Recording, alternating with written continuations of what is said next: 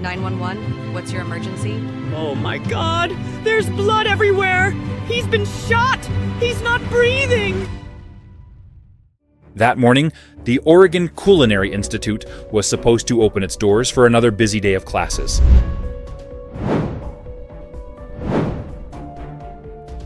But instead of students filling the hallways, it was detectives combing through a crime scene. Lying dead on the floor was Nancy Brophy, a beloved chef and instructor known for his warmth, humor, and passion for cooking. He was shot twice, once in the back, once in the chest, execution style. Police had no murder weapon, no witnesses, no signs of forced entry. At first, the crime seemed like a mystery, a random act of violence, a robbery gone wrong. But as investigators peeled back the layers of Nancy Brophy's life, they stumbled upon something far more sinister. An unexpected suspect lurking in the shadows. His own wife. Nancy Brophy, an aspiring romance novelist, had spent years writing about passion, betrayal, and even murder. Her stories explored the art of killing a spouse and how to get away with it. Now, police had to ask, was Nancy Brophy simply a storyteller, or had she turned her fiction into a horrifying reality? Before he became the tragic center of a murder case, Nancy Brophy was simply known as Chef Brophy. Born in Oregon in 1954, Daniel had always been drawn to the culinary arts. His passion wasn't just about food. It was about teaching, sharing knowledge, and mentoring young chefs. As an instructor at the Oregon Culinary Institute, he spent decades shaping the careers of hundreds of students, guiding them through the delicate balance of flavors, techniques, and discipline. He wasn't a man of extravagance. His life was built on passion, not wealth, and that made his murder all the more perplexing. Chef Brophy wasn't just a teacher. He cared about us. He taught us how to respect food, how to be disciplined, but also how to enjoy what we do. When I heard he was gone, it didn't make sense. Who would want to hurt him? But behind the warmth and the love for teaching, Nancy Brophy's personal life had its complexities, particularly when it came to his marriage. Daniel had been married to Nancy Crampton Brophy for over 25 years. A self-published romance novelist, Nancy was a woman who dreamed of grandeur, but often struggled to make ends meet. Her writing focused on themes of love, betrayal, and loss, sometimes even murder. That Miss Crampton Brophy is possibly being visited by individuals who are assisting her in that ongoing and criminal behavior. In June 2018, students at the former Oregon Culinary Institute found the popular instructor shot, and he soon died.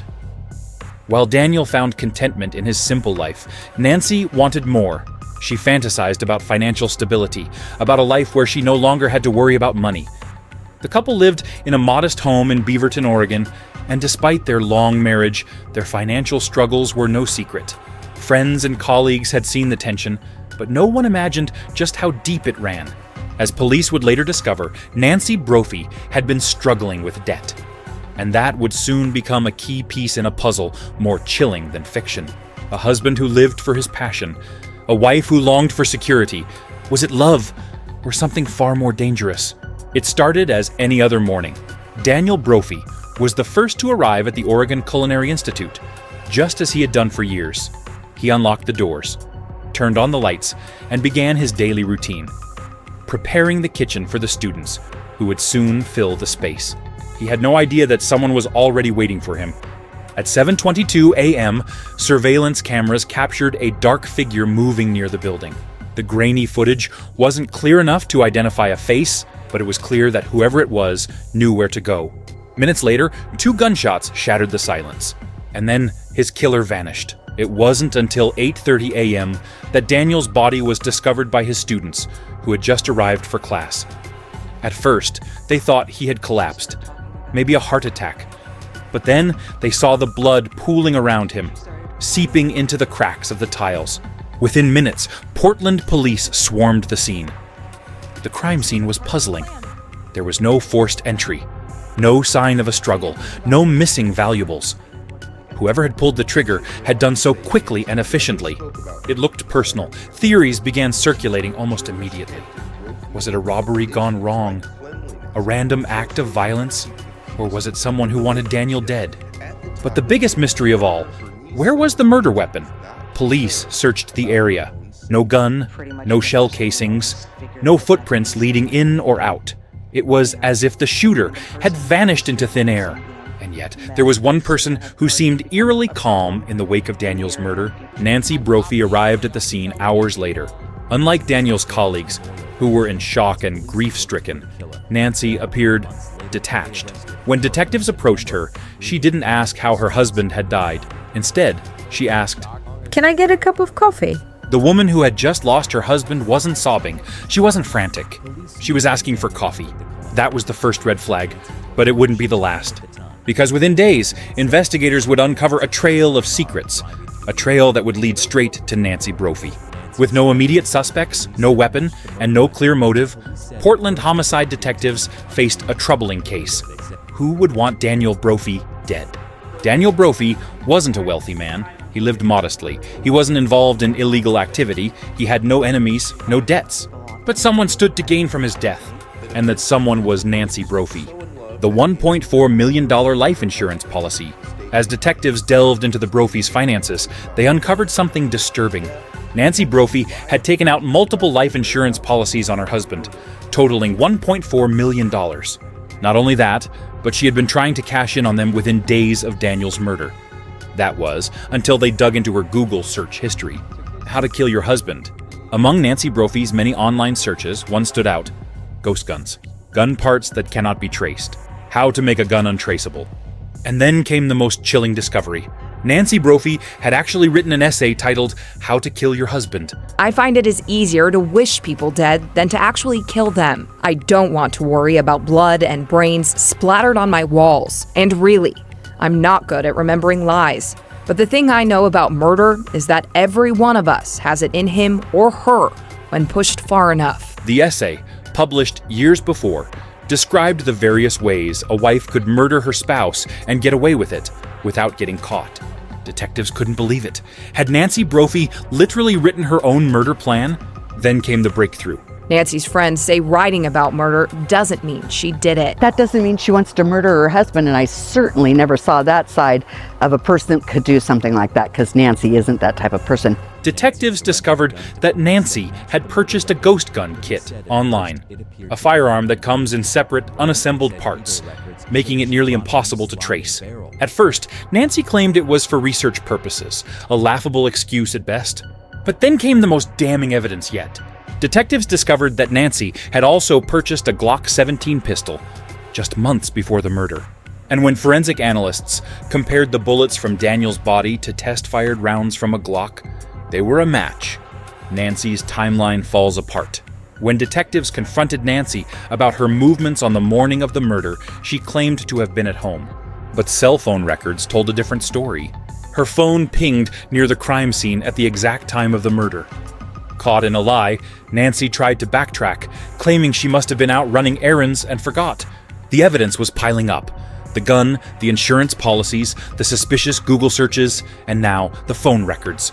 Detectives were no longer asking if Nancy Brophy had killed her husband. They were asking when to arrest her. On September 5th, 2018, 3 months after Daniel Brophy was gunned down in cold blood, Nancy Brophy was arrested for murder. But Nancy wasn't done fighting yet, because what came next was a trial that would captivate the nation. A courtroom battle filled with shocking twists, a bizarre defense strategy, and a woman who still claimed she was innocent. This case was far from over. Nancy Crampton Brophy was no stranger to fiction. For years, she had built a modest career as a romance novelist, self-publishing books that explored themes of passion, betrayal, and even crime. Her novels often featured strong, determined women. Women who, when pushed to their limits, found ways to escape bad marriages, sometimes through murder. She wrote about it. She fantasized about it. And now, investigators believed she had lived it. By 2018, Nancy was drowning in debt. The couple was behind on their mortgage. Their retirement savings were running dry. And Nancy's book sales? They weren't bringing in nearly enough. Nancy wanted more money, more stability, more security. And when it became clear that Daniel wasn't going to provide it, she allegedly decided to eliminate him. A carefully calculated plan. But there was one way out: Daniel's life insurance policies. Investigators found that Nancy had spent months planning the murder, securing multiple life insurance policies on her husband totaling $1.4 million. And she didn't just wait for an opportunity, she created one. Detectives discovered that Nancy had purchased a ghost gun kit, later claiming it was for research for a new book. But when she struggled to assemble it, she instead purchased a Glock 17 pistol, a weapon identical to the one used in the murder. She had taken steps to cover her tracks, disposing of the gun and ensuring there were no security cameras in the area where the shooting took place. Yet, despite all her planning, she made critical mistakes. Nancy Brophy pleaded not guilty, insisting that she had nothing to do with Daniel's murder. She claimed she had no reason to kill her husband, that their marriage was loving, that she didn't remember why she was near the culinary school that morning, and that she was being framed by circumstantial evidence. It had taken 4 years to bring Nancy Brophy to trial, 4 years of questioning, speculation, and shocking revelations. Now, she sat before a jury of her peers, accused of murdering her husband in cold blood. The prosecution called it premeditated. The defense called it a tragic misunderstanding. But the real question? Would Nancy Brophy's own words seal her fate? The prosecution's case, a murder for money. From the moment the trial began, prosecutors hammered home a singular point. This was a murder for financial gain. Their argument was simple. Nancy Brophy was drowning in debt. She had a $1.4 million motive. She had researched untraceable guns. She was caught near the crime scene the morning of the murder. And, most damning of all, we're looking at a woman who, within days of her husband being shot dead, was already asking how soon she could collect the money. That's not grief. That's calculation. The defense's case was built on doubt. The defense's strategy, a convenient villain. Nancy Brophy's defense team had one job: create reasonable doubt. They painted Nancy as a devoted wife, a woman who had been wrongfully accused simply because she wrote about crime. Yes, Nancy had purchased a ghost gun kit, they admitted. But that was for research, not murder. Yes, she had been near the crime scene. People don't forget if they were near a murder scene at the exact time their spouse was shot dead. That's not something that slips your mind. Then came the breakthrough. The defense argued that police had rushed to judgment, focusing solely on Nancy because of her fictional writings and financial struggles, while failing to consider other potential suspects. Then came the biggest moment of the trial. Nancy Brophy herself took the stand. She spoke calmly, confidently, insisting that she had nothing to do with her husband's death. She described Daniel as her soulmate, someone she had no reason to kill. Then came the moment that shattered Nancy's defense. Forensic experts testified that the bullets found in Daniel Brophy's body matched those from a Glock 17, the same model Nancy had purchased. And though the murder weapon was never found, prosecutors argued that Nancy had disposed of it to cover her tracks. On May 25, 2022, after weeks of testimony and 2 days of deliberation, the jury reached its final decision. We, the jury, find the defendant guilty. Nancy Brophy was found guilty of second-degree murder. She sat still as the verdict was read, expressionless, unmoving. For a woman who had spent years crafting stories of love, betrayal, and crime, she had just become the protagonist of her own downfall. The prosecution had argued that Nancy had planned and executed the murder of her husband to secure a financial windfall. They had shown the jury her Google searches, her firearm purchases, and her attempts to cash in on her husband's life insurance. The jury believed them. Nancy Brophy was sentenced to life in prison, with the possibility of parole after 25 years. For the Brophy family, justice had been served. But for many, the case still carried an unsettling irony.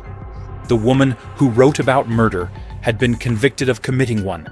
Nancy Brophy filed an appeal, maintaining that the evidence against her was circumstantial and that she had been wrongfully convicted due to her status as a crime writer. But the appeal was denied. Now in her early 70s, Nancy Brophy spends her days in the Oregon prison system, no longer writing fiction, but living in the grim reality of a life sentence. For the rest of the world, the case of Nancy Brophy remains a chilling reminder that sometimes truth is stranger than fiction. His students still speak of him with warmth.